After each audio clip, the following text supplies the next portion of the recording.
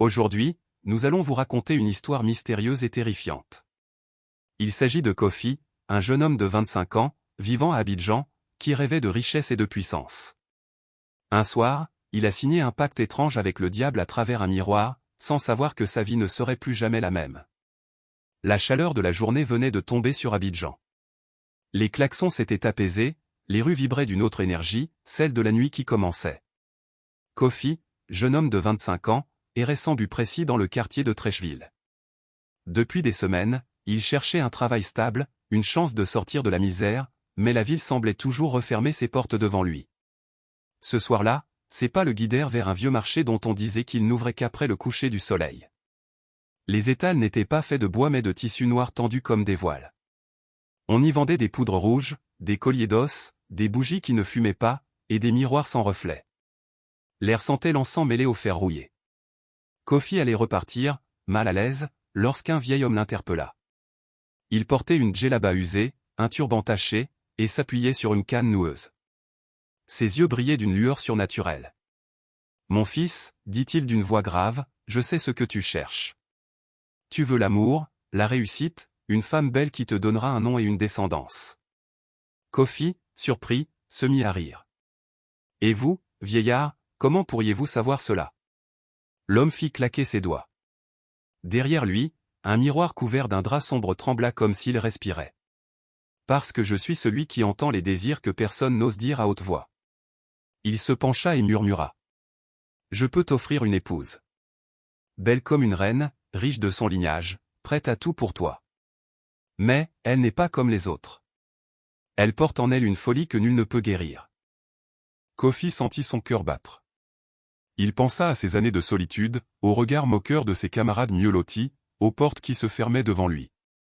Une femme noble et belle, même étrange, valait mieux que la pauvreté éternelle. « Et quand sera le prix » demanda-t-il, hésitant. Le vieillard sourit, révélant des dents noires comme du charbon. « Rien de plus qu'une promesse. Tu la regarderas chaque jour à travers un miroir que je te donnerai. Si tu respectes ce pacte, elle t'aimera toujours. Mais si tu détournes les yeux, tu verras ce que nul ne devrait voir. » Sans réfléchir davantage, Kofi posa sa main sur celle du vieil homme. Une brûlure glaciale traversa sa peau. Le marché autour d'eux sembla disparaître un instant, avalé par les ténèbres. Quand il reprit ses esprits, un cortège s'avançait déjà. Des femmes vêtues de boubous blancs chantaient en frappant des calebasses. Au milieu marchait une jeune femme au regard intense, Aïcha. Sa beauté était irréelle, mais ses yeux semblaient parfois fixer quelque chose derrière l'épaule de Kofi, comme si elle voyait un monde invisible.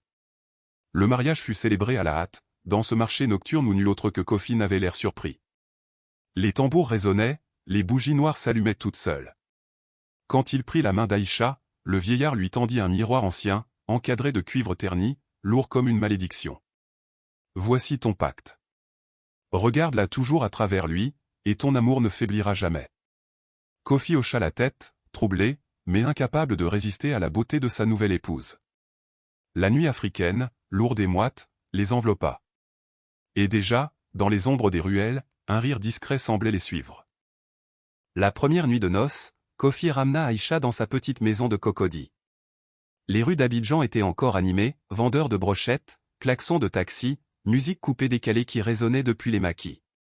Pourtant, une fois la porte fermée, un silence lourd s'installa, presque surnaturel. Aïcha, toujours voilée de blanc, s'assit au milieu de la chambre sans dire un mot.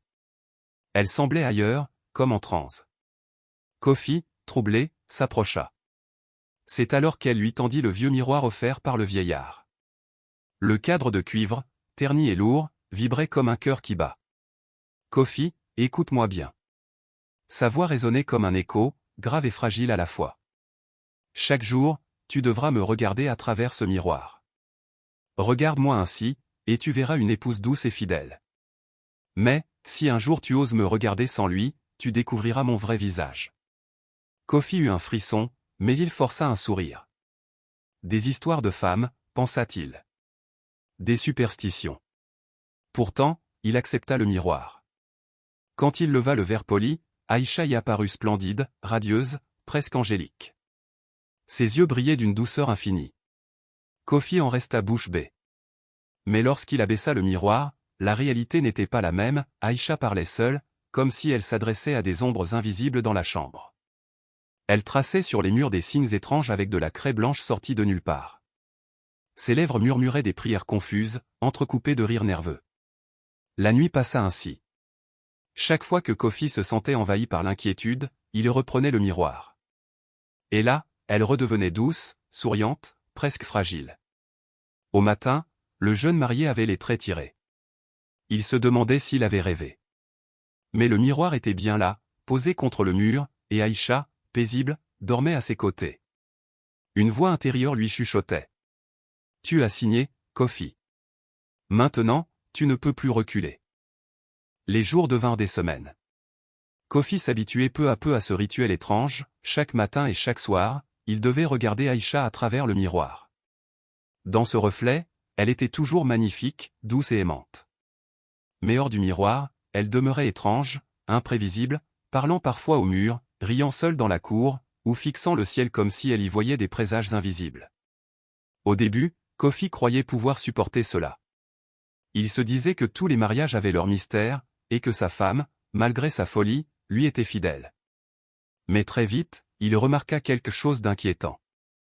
En se rasant un matin, il découvrit 2 fils blancs dans ses cheveux. Une semaine plus tard, ses yeux semblaient plus creusés, ses joues plus fatiguées. Ses collègues du quartier commencèrent à plaisanter. « Eh, Kofi, tu as déjà 40 ans ou quoi ?» Pourtant, il n'avait que 25 ans. Aïcha, elle, semblait chaque jour plus jeune, plus belle, plus éclatante. Sa peau brillait comme celle d'une adolescente, et ses yeux dans le miroir avaient une lueur envoûtante. Les voisins, intrigués, chuchotaient derrière les portes. « Cette femme, ce n'est pas normal. Elle use comme le vin use une gourde. » Un soir, Kofi, épuisé, alla voir un vieux griot assis à l'ombre d'un fromager près de la lagune. L'homme connaissait les histoires anciennes, les secrets des ancêtres. Kofi lui raconta son mariage, le miroir, et le vieillissement inexpliqué. Le griot le regarda longuement, puis dit d'une voix lente. « Mon fils, le diable des marchés a pris ta jeunesse pour nourrir ta femme. Le miroir est sa chaîne, son masque. Chaque fois que tu regardes, tu donnes un peu de toi pour lui donner l'apparence de la beauté. Mais derrière ce masque, il y a autre chose. » Kofi sentit un frisson parcourir son dos. « Que dois-je faire ?» demanda-t-il. Le griot soupira, son regard perdu dans l'eau sombre de la lagune. « Ne détourne jamais les yeux. Tant que tu regardes, tu souffriras mais tu vivras. Le jour où tu rompras le pacte, tu connaîtras la vérité, et peut-être ta fin. » Ce soir-là, en rentrant, Kofi serra le miroir contre lui comme on serre un enfant. Ses mains tremblaient. Dans le reflet, Aïcha lui souriait tendrement. Mais au fond de ses yeux, quelque chose vibrait, une lueur de démence qui ne disparaissait jamais. La saison des pluies s'était abattue sur la ville. Les rues d'Abidjan étaient inondées, les égouts débordaient, et le tonnerre grondait presque chaque nuit. Kofi, amaigri, avait désormais l'allure d'un vieil homme. Ses mains tremblaient lorsqu'il portait le miroir, et ses yeux portaient les cernes de plusieurs vies. Ce soir-là, la pluie battait les tôles de sa maison comme un tambour de guerre. L'électricité avait sauté dans tout le quartier. Pas de lumière, pas de musique, pas de rire, seulement l'orage et l'ombre. Aïcha était assise dans la chambre, immobile, ses cheveux mouillés collés à son visage. Elle fredonnait une chanson que Kofi ne connaissait pas, un air ancien, trop ancien pour appartenir au monde des vivants. Kofi chercha son miroir à tâtons, mais dans la pénombre il glissa. Le verre lui échappa des mains et tomba lourdement sur le sol. Un craquement sinistre résonna, le cadre s'était fissuré. Aïcha s'arrêta de chanter. Lentement, elle leva les yeux vers lui. Pour la première fois depuis leur mariage, Kofi la regarda sans le filtre du miroir. Ce qu'il vit glaça son sang. Son visage n'était plus celui d'une femme. Ses traits s'étaient étirés comme de l'argile déformée. Ses yeux roulaient dans leurs orbites, l'un fixant le plafond, l'autre rivé sur lui.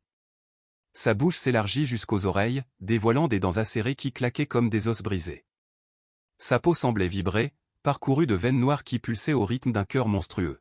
« Tu m'as regardé » murmura-t-elle, sa voix résonnant comme 100 voix superposées. « Tu as rompu le pacte. » Kofi recula, terrifié, trébuchant contre le lit. Aïcha se leva d'un mouvement brusque, ses membres désarticulés comme ceux d'une marionnette brisée. Elle riait et pleurait en même temps, ses yeux fous rivés sur lui. Il ouvrit la porte et s'élança dans la rue noyé par la pluie.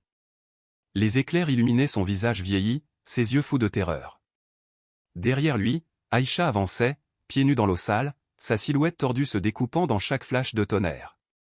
Les voisins, réveillés par ses cris, sortirent sur les balcons. Mais ils n'osèrent pas intervenir. Certains firent des signes de croix, d'autres murmurèrent des prières, convaincus d'assister à une scène de sorcellerie. Kofi courait, mais partout où il allait, il entendait sa voix derrière lui. « Tu as vu mon vrai visage, et maintenant, tu ne pourras plus jamais l'oublier. » La pluie tombait comme si le ciel entier voulait effacer la ville. Mais rien ne pouvait effacer ce qu'il avait vu. Le jour finit par se lever sur Abidjan.